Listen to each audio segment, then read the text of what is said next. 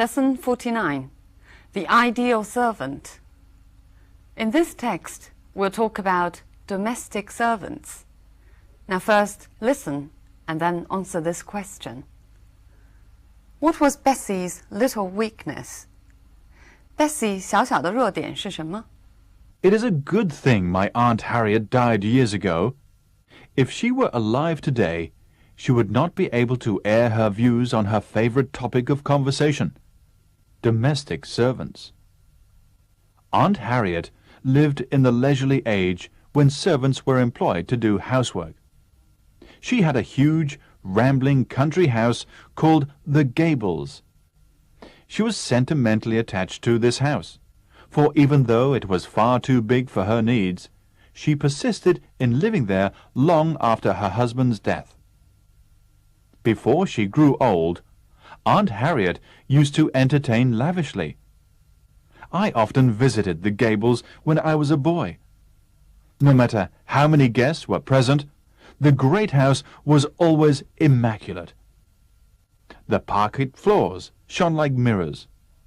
Highly polished silver was displayed in gleaming glass cabinets. Even my uncle's huge collection of books was kept miraculously free from dust.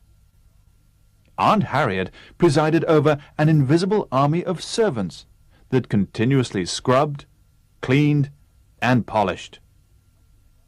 She always referred to them as the shifting population, for they came and went with such frequency that I never even got a chance to learn their names.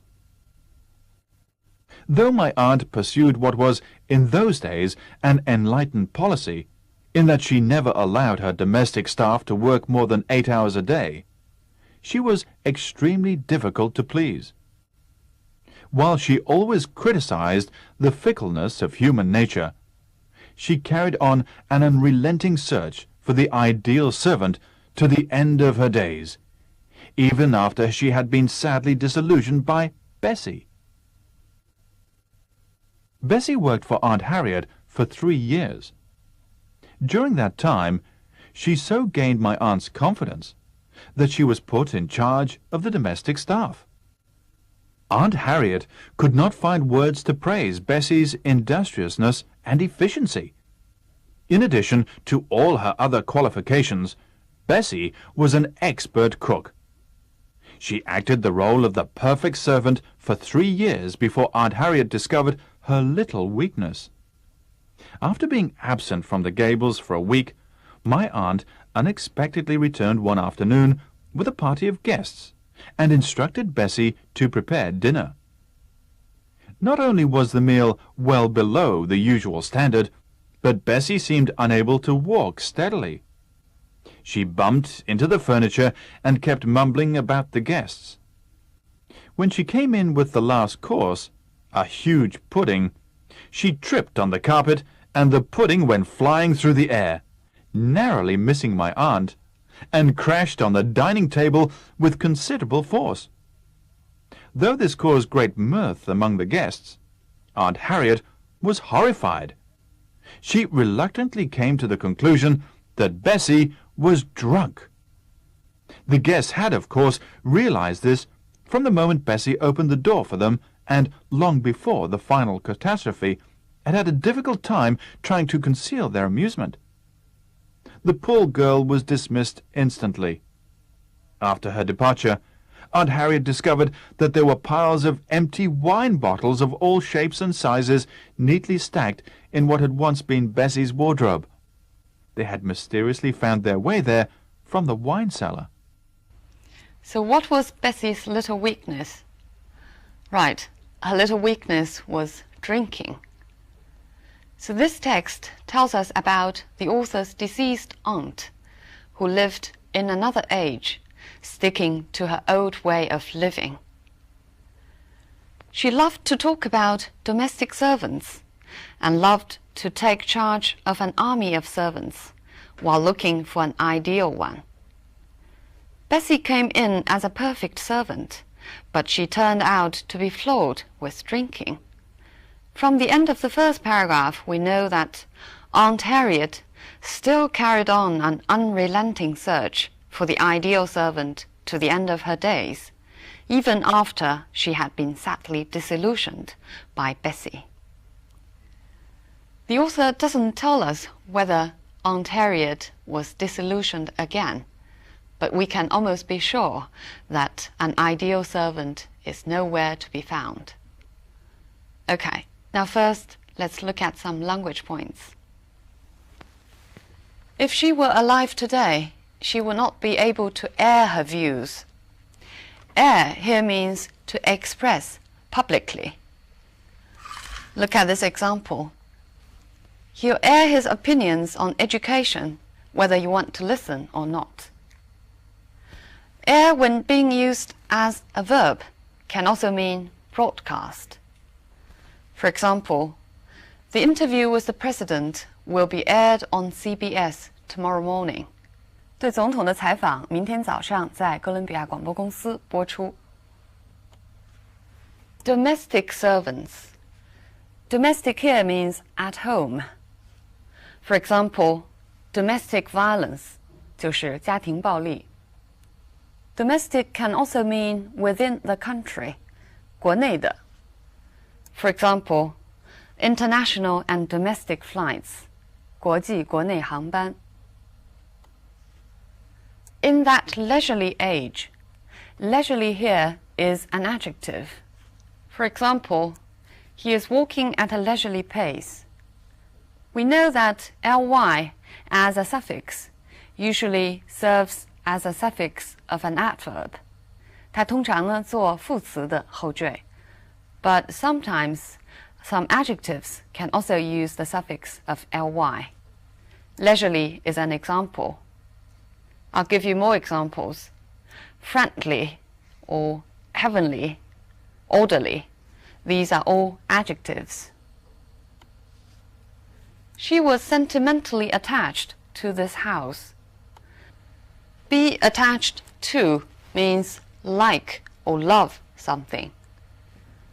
We have learned attach to before. It was almost impossible to attach hawsers and chains to the rim, which means to fix to. Look at one more example of be attached to. The children are very attached to their grandparents, which means the children love their grandparents very much. Sentimentally attached. Sentimentally means you feel something from exaggerated emotion instead of from natural feeling. 滥情的。For example, our childhood usually had less joy than we sentimentally recall it. 我们经常多愁善感地对童年回忆，但是呢，童年经常并没有这么欢乐。She persisted in living there. Persisted in living there means kept living there. Look at more examples of persist. If you persist in causing trouble, we'll have to dismiss you. 你如果总是找麻烦的话，我们就要解雇你。If the pain persists, consult a doctor. 如果疼痛持续的话，就去请医生。Or we can also use persist with something. For example, the company is persisting with its ambitious program despite the costs involved. 公司还在坚持它野心勃勃的计划，尽管成本非常高。She used to entertain lavishly. Entertain here means invite guests. We know that entertain can mean amuse. For example, a good children's program should both educate and entertain at the same time. 一个好的儿童节目应当既有教育性又有娱乐性。We usually choose this restaurant when we entertain our clients. Here, entertain means the same as the one in the text. 招待客户。Lavishly. Lavishly means expensively, excessively. I'll give you one more example. Her room was lavishly decorated with flowers of all kinds. The great house was always immaculate. Immaculate means perfectly clean, tidy, or faultless. For example, he was dressed in an immaculate white suit. 一尘不染的白西装。He gave an immaculate performance as the hero. 作为男主角，他的表演无可挑剔。Here, immaculate means faultless. My uncle's huge collection of books was kept miraculously free from dust. 奇迹般的。Miraculously, 它的名词是 miracle. Its adjective is miraculous. Look at this example. She miraculously lost 20 pounds in a month. 奇迹般的一个月就减了20磅。Aunt Harriet presided over an invisible army of servants. To preside over means to take charge or take control. For example, it was our dean who presided over the meeting. 主持会议的是我们的系主任。An invisible army of servants means a large group of servants. It was called invisible because the author hadn't seen them. An army of, look at this example. She brought an army of supporters with her. In the text, there's another phrase meaning a large group of, a party of guests. She always referred to them as the shifting population. Shifting here means moving or changing. The servants are called population in order to exaggerate, to emphasize a large number of servants. They came and went with such frequency that I never even got a chance to learn their names, which means they came and went so frequently or so often that I never even got a chance to learn their names. Look at one more example of frequency. He is absent from work with high frequency, which means he is often absent. If you want to say he is seldom absent, you can say he is absent from work with low frequency. My aunt pursued what was in those days an enlightened policy. Pursue means follow. Let's look at these examples to see what pursue means in each context. The hunters spent hours pursuing their prey. 猎人们花了数个小时追踪他们的猎物。Pursue means follow literally. He has been pursuing the girl for months, but she won't go out with him. Here, pursue means follow the girl in order to date her. 追女孩子。Pursue can often go together with these objects. Pursue a strategy. 采用一种什么样的策略 or pursue a program. 进行一个项目 pursue a career or pursue a hobby. For example, I used to enjoy playing guitar, but I no longer have enough time for pursuing any hobbies. Pursuing hobbies means spending time on developing hobbies. An enlightened policy. Enlightened is a positive word, meaning open-minded or modern. For example, the school has an enlightened policy of teaching boys to cook. She was extremely difficult to please, which means she was very hard to be satisfied. We can also use hard to please. For example, my boss is very hard to please. 我的老板很挑剔。If you want to describe somebody who is anxious to make other people satisfied, we can say eager to please. For example, the child is very eager to please. 这个孩子急于讨人喜欢。The fickleness of human nature. Fickleness is the nature of being changeable. It's a disapproving word. It's often used to describe women, weather, or certain field. For example, the fickleness of the English weather is well known. 英国天气的多变，这是很著名的。Or the fickleness of the world of pop music is notorious. 流行音乐界的多变，这个是臭名昭著的。An unrelenting search for an ideal servant. Unrelenting here means continuing for a long time. It's usually used to describe an unpleasant situation. Unrelenting can also mean extremely determined. For example, an unrelenting enemy, which means a very unsympathetic enemy. The unrelenting pressure of the job. Here it means the same as the text, the non-stop pressure of the job. She is an unrelenting opponent of racial discrimination. 她是种族歧视的坚决反对者。She had been sadly disillusioned by Bessie. Disillusioned means disappointed, but more than disappointed. It refers to illusions and ideals being destroyed, so that you become realistic or cynical.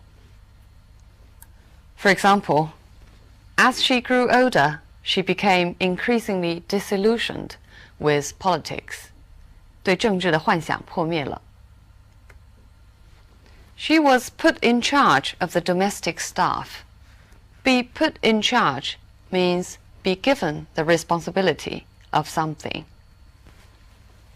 Be in charge of or take charge of means take the responsibility of something. I'll give you an example. I've been put in charge of this project. 我被安排负责这个项目。In addition to all her other qualifications. In addition to means besides. For example, in addition to his job at the university, he is running his own company. 除了他在大学中的工作之外，他还自己开公司。Or, he has a flat in Beijing. In addition, he has a villa in Shanghai. 此外，在上海还有一个别墅。She acted the role of the perfect servant. Acted the role of means she pretended to be the perfect servant. Act the role of 它的本意是演什么角色。For example, do you know who was chosen to act the role of Juliet? 谁被选作饰演朱丽叶？ Whenever they are in public, he always acts the role of the loving husband. The role of can be omitted, so we can also say he always acts the loving husband. Here act means the same as the one in the text. He pretends to be the loving husband. With the last course, course here means dish, 最后一道菜。For example, we can say a 3-course meal, 有3道菜的一顿饭 or the first or second course. What would you have for the main course? The main course 就是主菜。She tripped on the carpet. Trip means lose balance. For example, I didn't push him. He tripped over a box. Narrowly missed my aunt. Narrowly here means barely, just. 将将擦过。For example, we narrowly missed the train means the train had just left. He was narrowly defeated by his opponent means he was defeated by very small disparity. 以很小的差距输给了对手。This caused great mirth among the guests. Mirth is a literary word meaning amusement, laughter. The guests had had a difficult time trying to conceal their amusement. It means the guests had tried very hard in order to conceal their amusement. We know that so that or such that can express the degree, 可以用来表示强烈的程度。In this text, we have two structures with so and such that, which are used a little bit differently. They came and went with such frequency that I never even got a chance to learn their names. With such frequency that actually means so often that. And in this example, she so gained my aunt's confidence that she was put in charge. It actually means she gained my aunt's confidence so much that she was put in charge. So the life pursuit of Aunt Harriet is an ideal servant. Aunt Harriet, obviously, is a member of the upper class. We can actually know something about that leisurely age from her way of living. At that time, women were housewives, taking care of household chores. They would entertain other members of the same leisurely class, and they managed a large army of servants. They claimed to be enlightened. At the same time, they were quite difficult to please. Every family was a little kingdom, and outside, the British Empire was enjoying unsurpassable prosperity, stability, and glory. Who wouldn't want to live in that age? Of course, you have to be an upper-class member. Right, so much on this topic. I'll see you next time.